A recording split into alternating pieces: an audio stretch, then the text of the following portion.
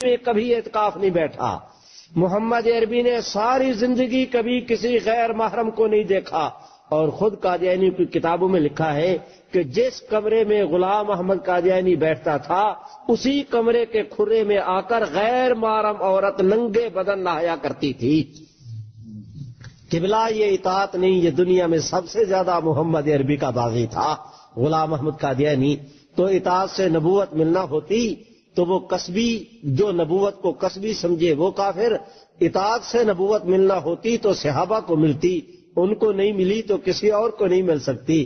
میرے ماں باپ روح و جسم قربان، وہ دیکھو نا حضرت حسن کا چہرہ حضور سے ملتا تھا، حضرت حسین رضی اللہ تعالیٰ عنہ کا باقی بدن حضور کے ساتھ ملتا تھا.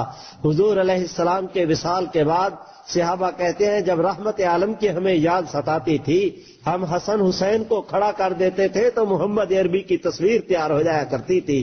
میرے بھائی، اگر سیدنا حسن اور حسین نبی نہیں ہو سکتے، محمد عربی کے لخت جگر آپ کے نواسے اگر وہ نبی نہیں ہو سکتے، قبلہ پھر یہ دلیل ہے اس بات کی کہ حضور کے بعد کوئی اور نبی نہیں ہو سکتا. صحابہ سے بڑھ کر کائنات میں اور کسی شخص نے رحمت عالم کی اطاعت نہیں کی. رہا غلام احمد قادیانی کا مسئلہ، اطاعت تو رہی نہ درکنار. یہ آدمی روزے پورے نہیں رکھتا تھا، ساری زندگی غلام احمد کو اعتکاف کی توفیق نہیں ہوئی. ساری زندگی غلام احمد قادیانی لوگ کہتے ہیں اطاعت کرتا تھا. میں آپ سے کہتا ہوں یہ محمد عربی صلی اللہ علیہ وسلم کا سب سے بڑا باغی تھا. ذرا کیسے؟ حضور نے فرمایا نبوت ختم، اس نے کہا جاری. حضور نے فرمایا عیسیٰ علیہ السلام زندہ، یہ کہتا ہے فوت ہو گئے. حضور علیہ السلام نے فرمایا محل نبوت کی میں آخری اینٹ ہوں. غلام احمد قادیانی کہتا ہے کہ محل نبوت کی میں آخری اینٹ ہوں. تو یہ تو حضور علیہ السلام کی ہر بات کے اندر مقابلہ کر رہا ہے، حضور کی غلامی نہیں کر رہا. غلامی سے نبوت ملا کرتی تو تب بھی غلام احمد نہیں. ویسے شریعت کا مسئلہ یہ ہے کہ نبوت اللہ دیا کرتے ہیں، سجدوں کے ساتھ نہیں ملا کرتی. تو اس آیت میں نبوت کے ملنے کا تذکرہ نہیں، قیامت کے دن نبیوں کی سنگت کا تذکرہ ہے. وَحَسُنَ أُولَٰئِکَ رَفِیقًا، یہ قرآن مجید کی اسی آیت کا آخری ٹکڑا بھی ببانگ دہل بتا رہا ہے. تو اس آیت میں نبیوں کے ملنے کا تذکرہ ہے، اور انشاءاللہ ہم ایک نہیں دو نبیوں کی خدمت کر رہے ہیں. سیدنا مسیح علیہ السلام کی حیات کے بھی ہم نے جھنڈے اٹھائے ہوئے ہیں، محمد عربی کی غلامی کا بھی دم بھرا ہوا ہے. انشاءاللہ اس کا کوئی مصداق بنیں گے تو وہ ہم ہوں گے کہ قیامت کے دن ہمیں انبیاء علیہ السلام کا سایہ شفقت نصیب ہوگا. اللہ آپ کو، مجھے، ہم سب کو نصیب کرے. کسی ساتھی نے کوئی اور سوال کرنا ہو تو. سوال یہ ہے کہ ابھی گورنمنٹ پاکستان لیجیے بہت سارے افسر جڑے ہیں امت رہی ہیں اور طرح طرح نے انہوں نے بنتا یا وہ جنہیں مشمالات ہیں جنہیں کہ کسی کی تنقید یا کسی شکایت نہیں کی جاتی اور کدھر ضرورت بھی نہیں. آخر بھی ادھر ہے جگہ کہ وہ چیز اندر پہ پھیلنی ہے یا کہ اصل مسلمان زیادہ پھیل رہے ہیں. پہلی درخواست یہ ہے میری کہ پاکستان گورنمنٹ میں قادیانی ملازم ہیں، یہ 100% صحیح بات ہے کہ ملازم ہیں. جہاں تک مولوی کی بات ہے، مولوی نے مناظرے میں، تحریر میں، تقریر میں، عدالتوں میں ہر محاذ پہ قادیانیت کو شکست دی ہے. ہم نے ان کو چت گرایا ہے اور ان کی گردن پہ ہم نے قانون کا شکنجہ رکھ دیا ہے. جو ہمارے کرنے کے کام تھے ہم وہ تو کر چکے. اب قادیانی اگر افسر ہیں اور افسروں کی لائن میں محکموں کے اندر کوئی قادیانیوں کا مقابلہ کرنا ہے، وہ ڈیوٹی ہمارے ذمے امت نہ لگائے. مہربانی کر کے کچھ آپ بھی کام کیا کریں. میں پوچھنا چاہتا ہوں امت کے ان افراد سے جو مسلمان افسر ہیں کہ تم نے اپنے محکموں میں رہ کر قادیانیت کا کتنا مقابلہ کیا. جہاں تک ہم مسکینوں کی بات ہے، میں یقین دلاتا ہوں آپ دوستوں کو کہ جب سے قادیانیوں کو غیر مسلم اقلیت قرار دیا گیا اس زمانے سے لے کر اس وقت تک قادیانی پاکستان میں علل اعلان سینہ کھڑا کر کے ہمارے سامنے کھڑے نہیں ہو سکے. ہاں، ہمارے موجودہ صدر مملکت کے زمانے میں 2 دفعہ قادیانیوں نے سرو قد کھڑے ہونے کی کوشش کی. ایک دفعہ جس وقت مخلوط انتخاب، جس وقت جداگانہ انتخاب کو ختم کر کے مخلوط انتخاب کو نافذ کیا گیا تو اس وقت ہمارے ووٹر لسٹیں جو ہیں وہ علیحدہ علیحدہ تیار ہوتی تھیں، اقلیتوں کے علیحدہ، مسلمانوں کے علیحدہ۔ مخلوط انتخاب کے چکر میں انہوں نے مسلمانوں اور غیر مسلموں کے فرشتوں کو ایک کر دیا۔ ہم کھڑے ہوئے، ہم نے کہا کہ جناب یہ فرشتے قادیانیوں کے علیحدہ، مسلمانوں کے علیحدہ۔ گورنمنٹ نے کہا مخلوط انتخاب۔ ہم نے کہا 70 کا جو الیکشن ہوا تھا جناب اس کے زمانے میں، کیا کہتے ہیں، بھٹو صاحب کے زمانے میں جو 77 کا الیکشن ہوا تھا، وہ جس پر تحریک چلی تھی، وہ 77 کا الیکشن بھی مخلوط الیکشن تھا۔ اس 77 کے الیکشن میں قادیانیوں کی فرشتے علیحدہ تھیں، مسلمانوں کے علیحدہ تھیں۔ انتخاب جداگانہ ہو تب، مخلوط ہو تب، پاکستان کے آئین کی روح سے جو فیصلہ ہو چکا ہے، فرشتے مسلمانوں کی قادیانیوں کے علیحدہ بنے گی۔ گورنمنٹ نے جو قے کی تھی انہیں چاٹنا پڑا، ناک کو رگڑنا پڑا، اور قادیانیوں کی کافروں کے طور پر علیحدہ فرشتے بنی ہیں۔ اس وقت جو آپ کا انتخاب ہو رہا ہے بلدیاتی انتخاب، اس میں بھی مسلمانوں کی فرشتے علیحدہ ہیں، قادیانیوں کی فرشتے علیحدہ ہیں۔ ایک موقع یہ تھا کہ قادیانیوں نے کھڑے ہونے کی کوشش کی، رب کریم نے اپنی قدرت کے قانون کے ساتھ ان کی گردن کو پکڑ کے پھر زمین کے ساتھ لگا دیا۔ اور دوسرا موقع ابھی آیا کہ ہمارے پاکستان میں مشین ریڈ ایبل پاسپورٹ تیار ہو رہے تھے۔ جب مشین ریڈ ایبل پاسپورٹ تیار ہونے لگے تو ہماری گورنمنٹ نے پاکستان کے سفری دستاویز سے مذہب کو دیس نکالا دے دیا۔ پاکستان کے اس میں کیا کہ پاسپورٹ سے اسلام کی چھٹی کرا دی گئی۔ ہم نے گورنمنٹ کو کہا کہ جناب آپ مہربانی فرمائیں، ایک جرنیل آیا تھا، اس نے پاسپورٹ میں مذہب کے خانے کو شامل کیا تھا، آپ نے نکال دیا ہے، وہ بھی جرنیل تم بھی جرنیل، تو مہربانی کر کے جرنیلی تجربوں میں اسلام کا کیما نہ کرو، اسلام کے کھانے کو شامل کرو۔ انہوں نے کہا جی اس کا فائدہ، ہم نے کہا فائدہ یہ ہے کہ جو اپنے آپ کو مسلمان کہے گا وہ فارم پر حلف نامہ پر کرے گا کہ حضور علیہ السلام آخری نبی، غلام احمد اور اس جیسے جھوٹے مدعیان نبوت کو میں کافر سمجھتا ہوں۔ تو فائدہ یہ ہوگا کہ کوئی قادیانی اپنے آپ کو مسلمان نہیں لکھوا سکے گا۔ جب مسلمان نہیں لکھوا سکے گا تو حج اور عمرے کے لیے نہیں جا سکے گا۔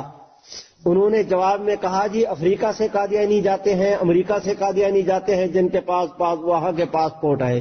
ہم نے کہا خوب، ہم کہتے ہیں کہ یہاں پر چوری ہو رہی ہے، چور کو پکڑو، تم کہتے ہو جی چوری فلاں جگہ بھی ہو رہی ہے، تو 10 جگہ چوری ہو رہی ہو تو چوری کے ہونے سے یہاں کی چوری جائز نہیں ہو جاتی۔ جو ہمارے بس میں ہے اسے تو قابو کرو، باقی کا بھی ہم علاج کریں گے۔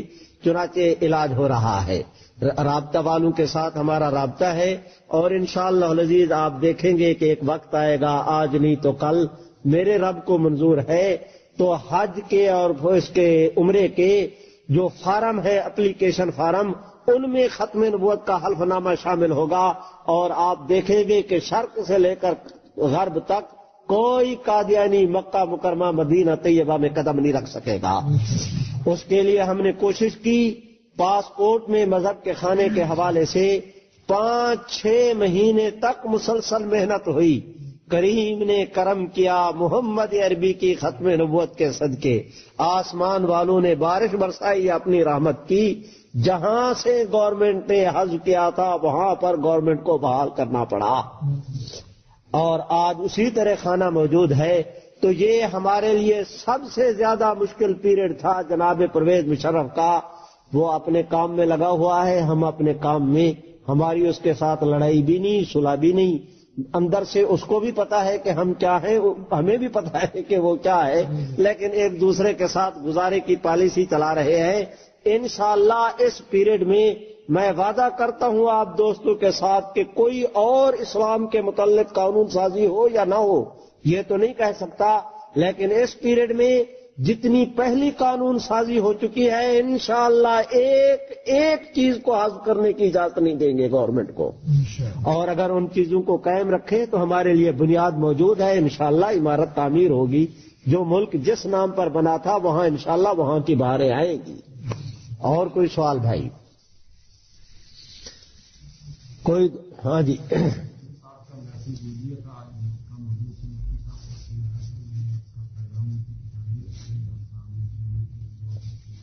ہاں کیا فرمایا حضرت نے؟ وہ انہوں نے کوئی جواب میں بھی کچھ کہا؟ الحمدللہ الحمدللہ، انشاءاللہ اللہ خیر کرے۔ ہر فتنے کے 4 دور ہوتے ہیں، اس کی ابتدا، اس کا عروج، اس کا زوال اور اس کا اختتام۔ حضور علیہ السلام کے زمانے میں جب مسیلمہ کذاب نے نبوت کا دعویٰ کیا، مولانا صحابہ کی تعداد بھی 1 لاکھ یا 1,20,000، مسیلمہ کی پارٹی کی تعداد بھی اس وقت 1 لاکھ تھی۔ بالکل امت کے حضور علیہ خیر القرون کے زمانے میں امت کے بالکل برابر سرابر 19-20 کا فرق تھا۔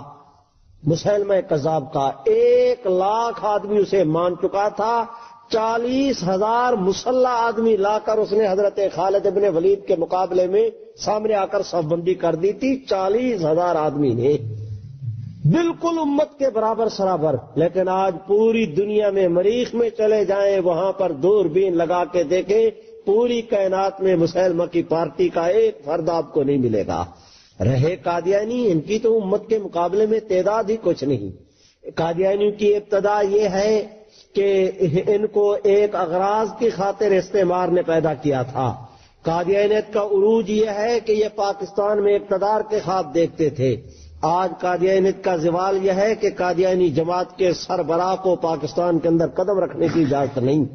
ایک قادیانیت کے خاتمے کا پیریڈ ہے، آج نہیں تو کل انشاءاللہ وقت آئے گا۔ پوری دنیا میں تلاش کرنے کے باوجود سیمپل کے طور پر بھی آپ کو کوئی قادیانی نظر نہیں آئے گا۔ اللہ تعالیٰ اس قادیانیت کے فتنے سے امت مسلمہ کو ضرور نجات نصیب فرمائیں گے۔ اب تو میں خود دیکھ رہا ہوں درجنوں کے حساب سے قادیانی، پاکستان میں کوئی ہفتہ ایسا نہیں جاتا جب کہ کہیں نہ کہیں پر کسی نہ کسی قادیانی کے مسلمان ہونے کی خبر نہ ملے۔ حالات بدل رہے ہیں۔ جہاں تک ربوہ اور چناب نگر کی بات ہے، ہر قادیانی اندر سے ہلا ہوا ہے۔ بس میں تو آپ دوستوں سے درخواست کرتا ہوں کہ اس آخری مارکے میں آپ حضرات آگے بڑھیں۔ اگر وہ جھوٹے نبی کی جھوٹی تبلیغ کے لیے کوشش کرتے ہیں، تم بھی سچے نبی کے سچے امتی ہونے کے ناطے سچ کی خاطر محنت کرو۔ آپ 1 قدم آگے بڑھیں گے، رب کی رحمت 10 قدم آگے بڑھ کر آپ کا استقبال کرے گی۔ ہمت کرو، انشاءاللہ العزیز اللہ کرم کا معاملہ فرمائیں گے۔ اور کوئی سوال بھائی کسی دوست نے کرنا ہو تو؟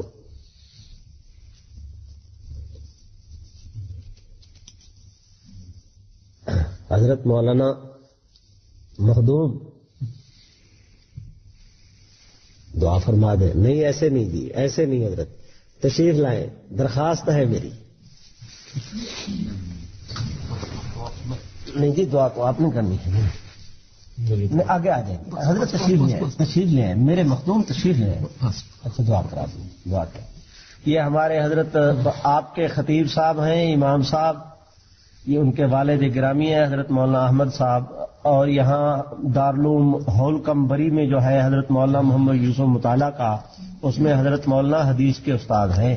اور میں درخواست کرتا ہوں آپ حضرات سے کہ یہاں اسلامیان برطانیہ میں حضرت مولانا محمد یوسف مطالعہ دامت و برکاتہم کا وجود اللہ رب العزت کی نشانیوں میں سے ایک نشانی ہے، اور ان کا ادارہ وہ اتمام حجت ہے غیر مسلموں کے لیے کہ کل قیامت کے دن یہ کوئی نہ کہہ سکیں کہ یا اللہ ہمیں دین کی تعلیم کسی نے نہیں دی تھی۔ یہ حضرت مولانا ان کے ساتھی ہیں اور ہمارے مخدوم، تو میں درخواست کرتا ہوں دعا کرا دے، اللہ ان کو بہت زیادہ ہے۔ بسم اللہ کریں۔